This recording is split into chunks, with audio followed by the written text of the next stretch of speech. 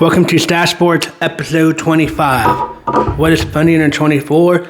25. Last night, the Pittsburgh Penguins took on the Columbus Blue Jackets in Pittsburgh. They had to come back and tie the game to make it go to overtime, which they did. And they lost, but they ended up losing in a shootout, which we all know as Penguin fans. The Penguins this year in shootouts, that's been the woes. That's been the most troubling part, is the shootout this year. It's a shootout for the Penguins this year. But they at least got 1 point, even though they needed to get 2 points. But at least they lost in the shootout and made it to overtime when they looked like they might not win that game, which is good. But they need to start winning these games in shootout when it counts. That's the Penguins' biggest concern this year, is that they cannot pull off some of these games in the shootout period where there's just one player going against the goaltender. There's one player going against the goaltender. In other news, there was breaking news last night. 2 breaking news. One we'll get to right now, and the other one we'll get to a little bit later in the NFL. The first breaking news is that yet another NFL head coaching job has been taken. According to Adam Schefter, Kevin Stefanski is going to be the next head coach for the Atlanta Falcons. I don't know how this is going to be for the Atlanta Falcons. Some people could say that the Cleveland Browns have bad management, which I agree with. I think their management is bad, and their ownership is bad. But when Kevin Stefanski had a good quarterback, when he had Mayfield, he did win Coach of the Year a couple of years in a row. So we will see what happens with the Falcons and see how this portrays. But I think that's a decent hire for the Falcons. Let's see what he can do with Phoenix and that young offense in Atlanta. It'll be interesting to see who he brings on as a staff. If he brings on Jim Schwartz, who was his longtime defensive coordinator, to Atlanta. But we will see what happens with that. Yesterday, we had 2 football games. One of them games was really good, and the other game was a blowout. First, we'll talk about the Buffalo Bills game. The Buffalo Bills played the Denver Broncos. That game was back and forth. It came down to a field goal to tie the game, a 50-yard field goal by Matt Prater, a 41-year-old kicker, to tie the game, which he tied the game. But overtime was a whole different cat. The Broncos got the ball first and got stopped.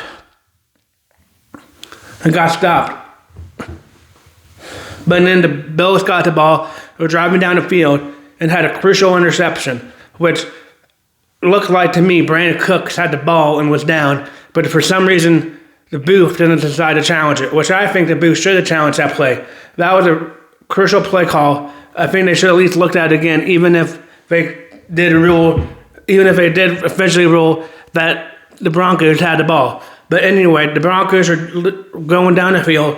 There were some bad calls by the refs, in my opinion, because there was an obvious pass interference call near the end of the game when it led to the 50-yard field goal, I believe, for the Buffalo Bills, that they should have called a pass interference on the Broncos and put in the Buffalo Bills at the goal line. But they missed that call, but called a couple crucial pass interference calls, and especially that one near the end that put the Broncos at the goal line, which led them to win the game. I don't think that was a good call. I don't think they should have called that, since they weren't calling much of that all game. But that's sometimes the refs and what the refs decide to do.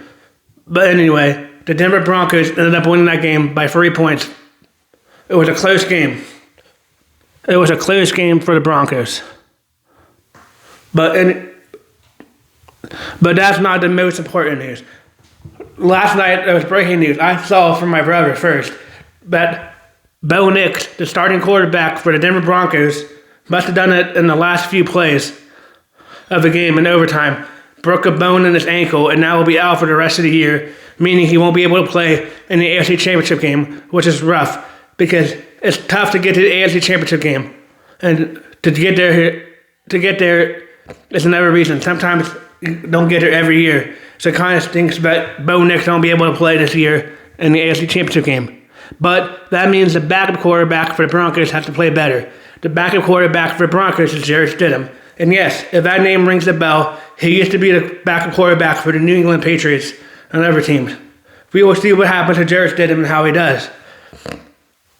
Is he going to be the next Nick Foles and lead the Broncos to a Super Bowl, like how Nick Foles a couple years ago led the Eagles to the Super Bowl over the Patriots when he was a backup coming in? I don't know. And I don't know that much about Nick Foles. Excuse me, Jarrett Stidham, and how he'll deal with the Broncos.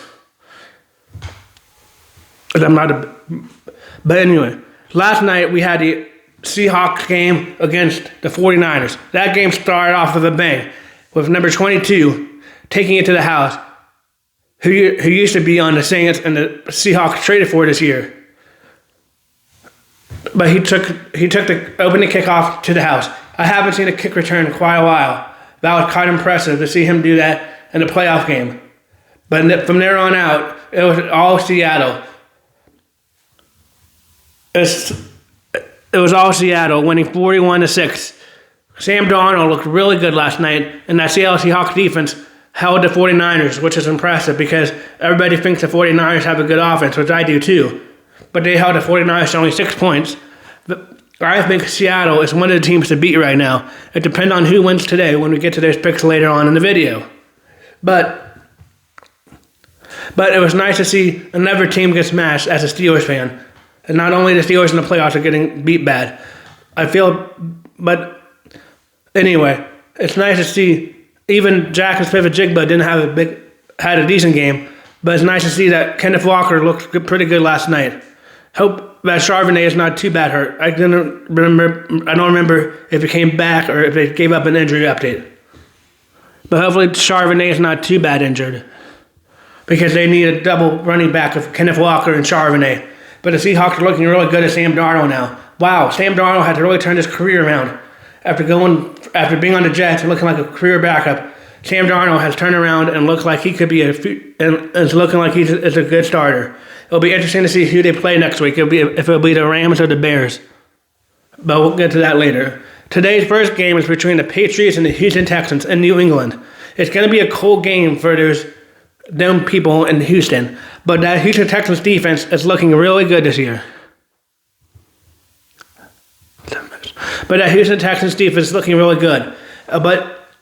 Last week when they played the Steelers, even though we couldn't convert off of turnovers, C.J. Stroud had a lot of turnovers and is going to need to clean that up today if they want to win. But their defense is looking really good. I think it's going to be a good game. It's going to be interesting to see what kind of Patriots show up. If Drake May can reproduce and do good again this week. I think the Patriots might win a close one, but I wouldn't be surprised if Houston won, because I think Houston has one of the best defenses going into the playoffs. It's just going to be on the offense, and if they can control the turnovers like they did last week. But who knows? That defense can stop them if they even do turn over the ball, like they stopped Aaron Rodgers and the Steelers last week. But I think the Patriots win. I want the Texans to win, but I think the Patriots might win a close game. I just hope it's a good game, but we will see. Tonight we have the Rams and the Chicago Bears in Chicago, where it's going to be cold for the Los Angeles Rams. But I think the Rams have a good team with Puka Nacua and Matthew Stafford. I think Puka Nacua is one of the top receivers in the NFL. But we'll see what happens. Last week they played a close game against the Panthers, which nobody expected. Would it come out strong this week? I don't know, but who knows? If the Rams come out strong and go by 21-3, like the Packers did last week, I don't know if the Bears can come back. But don't count out the Bears, because the Bears have a miraculous fourth quarter comeback each of the last few games. Ben Johnson has turned that team around and made Caleb Williams look a lot better, even though he's hit or miss sometimes. But when it counted last week, he looked pretty good in the fourth quarter. I was surprised. I thought the Packers were sure going to win that game, but the Bears did. It'll be interesting. I think it's going to be a close game, but I think the Rams edge it out because I think Matthew Stafford wins the game in the end. So that means it'll be the Seahawks and the Rams. It's going to be interesting to see who wins that game if that happens. It'll be interesting to see who wins that game. Excuse me. Tomorrow we'll talk about the Indiana Hoosiers and the Miami Hurricanes game, and who I think is going to win the college football national championship game this year in Miami. But today's picks are the Patriots, even though it's going to be a close game, and the and the Los Angeles Rams, but we will see. I just hope there's good games today, and I hope there's no blowouts like there was last night. But we'll see what happens. If there's any more NFL breaking news, we'll see what happens. It'd be interesting to see how good Jarrett Stidham does next week, but it's also things that Bo Nix won't be able to play. I feel bad for the guy. He did all that and got broken. I feel bad that he got hurt. But next man up. We'll see what good Jarrett Stidham can do. Thank you for watching Stache Sports episode 25. If you have any comments or any concern, anything, please leave them below. Please like and share Thank you for watching my videos.